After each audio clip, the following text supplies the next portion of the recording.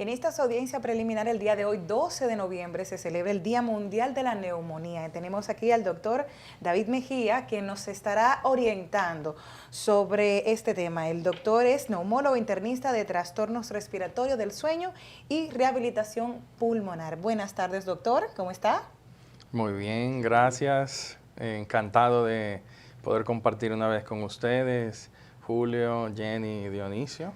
Bueno, para nosotros es un grato placer tenerlo de nuevo por aquí en el Tribunal de la Tarde y por eso le hemos guardado una taza de café Santo Domingo. Sabor que Excelente. empieza en El el mejor aroma. café del mundo. Hemos hecho Gracias. buenos programas con el doctor. Recordamos el del cigarrillo Sí, electrónico. del cigarrillo electrónico, el vapor. El trastorno del del sueño. La apnea sueño. del sueño, Los aparatos que se Sí. utilizan. Y bueno, hoy Ese fue un precisamente- programazo, el programa de los equipos estos electrónicos. Muchas gracias. Que no hay forma. Café Santo Domingo. No Vamos hay a forma. disfrutarlo, ¿verdad? Sí, Salud. estamos, Gracias, sí. doctor.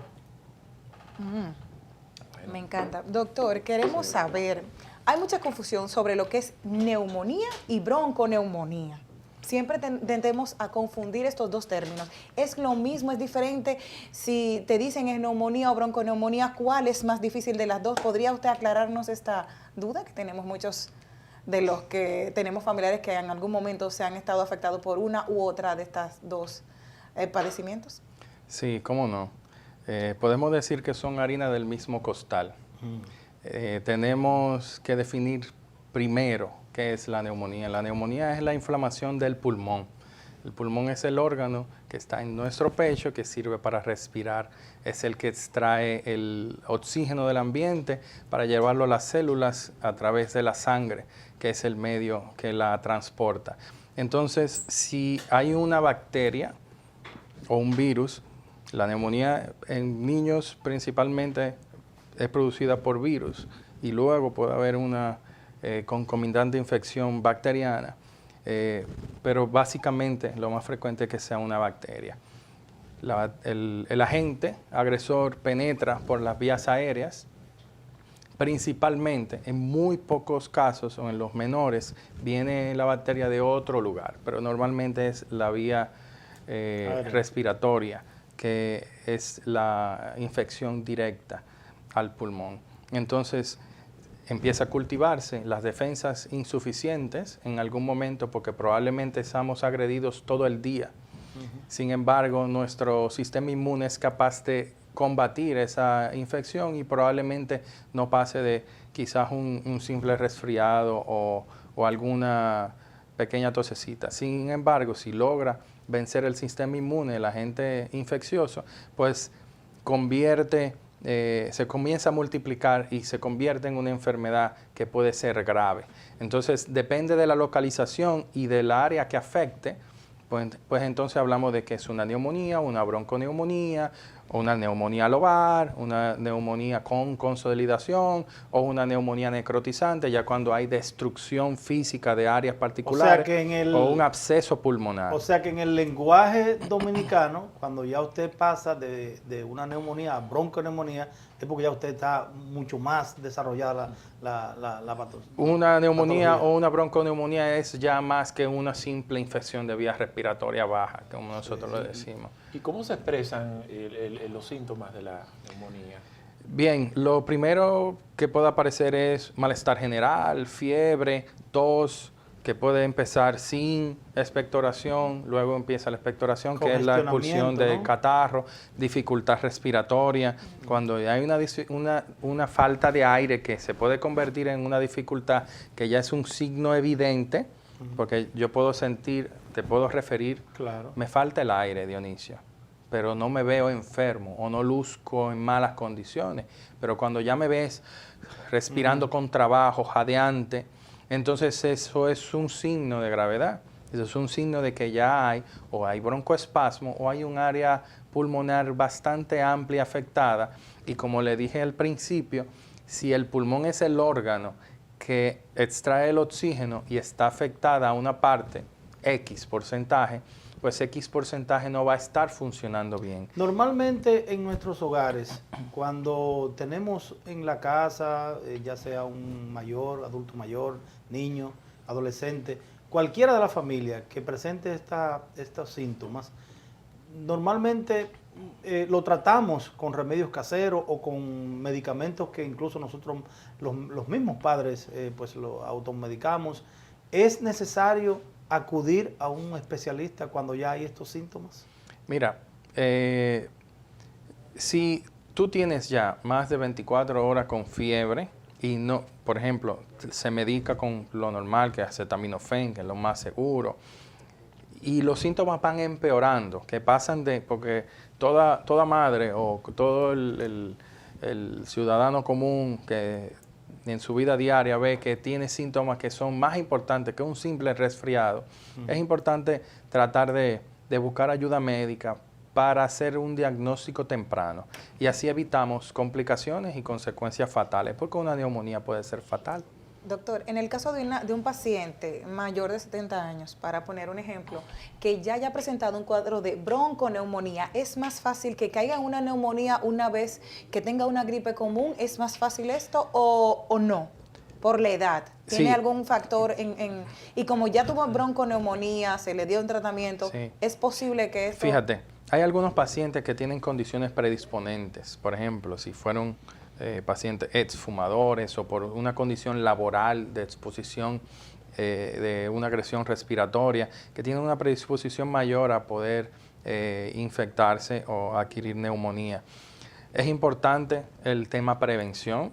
Esos pacientes que de riesgo, de edad avanzada o que tienen factores de riesgo o comorbilidades, por ejemplo, pacientes diabéticos o pacientes que han tenido infartos o accidentes cerebrovasculares que tienen ya limitaciones motoras, que están quizás encamados o en una silla de ruedas. Entonces esos pacientes es importante vacunarlos, además de los niños, los más pequeños, para prevenir, porque una vez ya tú tienes un episodio de neumonía, tienes más riesgo de hacer el segundo, porque probablemente hay causas que te predisponen.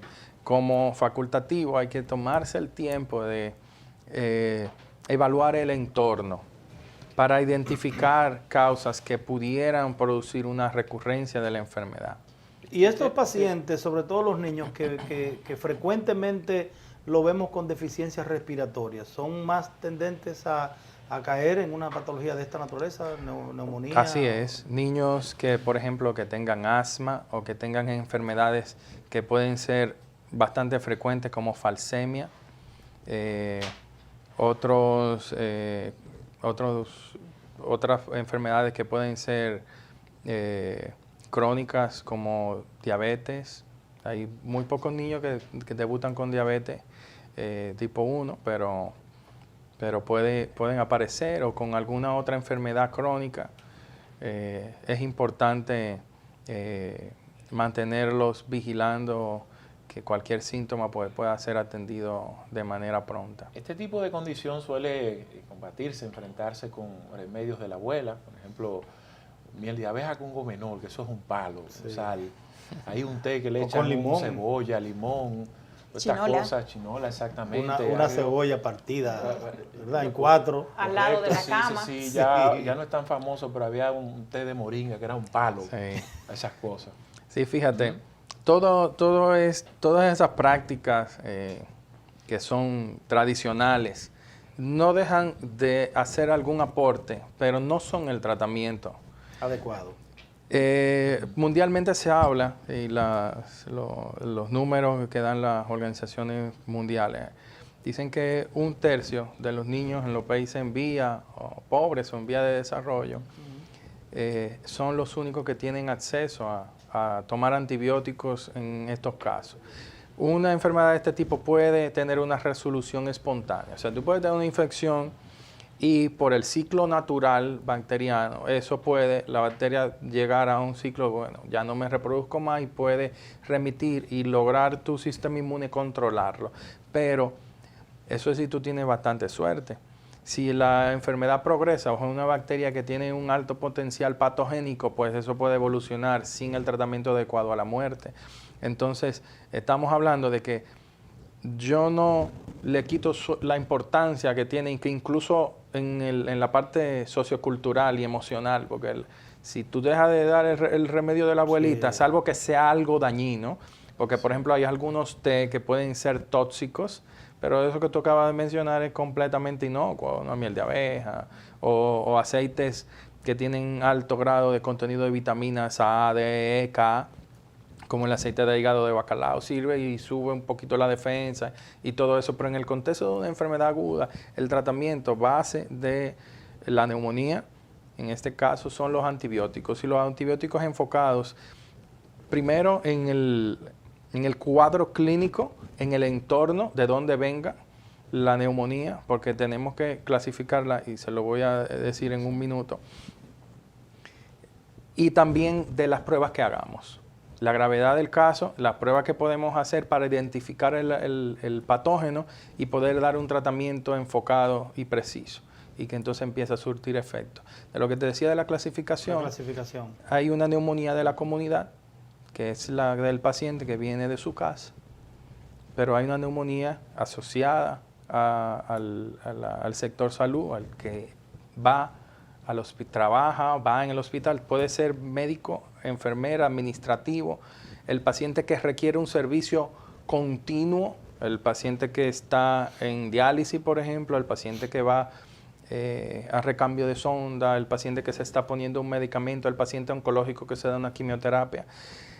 En los hospitales suele haber, por eso hay controles epidemiológicos y de fumigación, de esterilización de áreas críticas como los quirófanos, las emergencias, porque esas bacterias pueden ser resistentes. Eso no se aborda igual una neumonía adquirida en un hospital siendo paciente, que llegaste con un problema y te dio neumonía porque estás en el hospital. Por eso es que hay que tener cuidado, no se puede estar ahí visitando de más. ¿Escucharon eso? Sí, ¿Escucharon padres? la familia ¿Escucharon entera madres? a visitar, no. Vamos a visitar al paciente, vamos a visitar al abuelito, vamos a visitar al va el médico, familiar y va que el familiar sea completo al pertinente. hospital. No, es por eso es recomendable. la gente a veces se siente mal Porque es obvio. cuando dicen no puede entrar, van a entrar 2.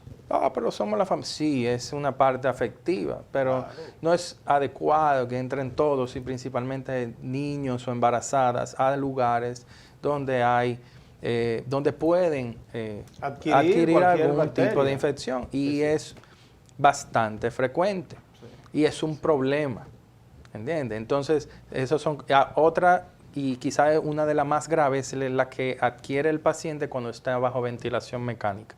O sea, el paciente que tiene un problema de algún tipo, que principalmente es una causa respiratoria, se trata de conservar la vida haciendo una intubación y ventilándolo con un aparato. Sin embargo, en este proceso, pues se infecta, y se infecta de una manera directa. Y esas neumonías suelen ser más graves, pero el paciente está en control y tiene cierta posibilidad de salir exitoso del proceso. Bueno, pues interesantísimas todas estas explicaciones. Gracias, muchísimas gracias como siempre al doctor David Mejía por venir a compartir con nosotros aquí en el Tribunal de la Tarde. Nos vamos a una pausa, pero es una pausa breve, así que no se muevan del Tribunal de la Tarde. Terminamos.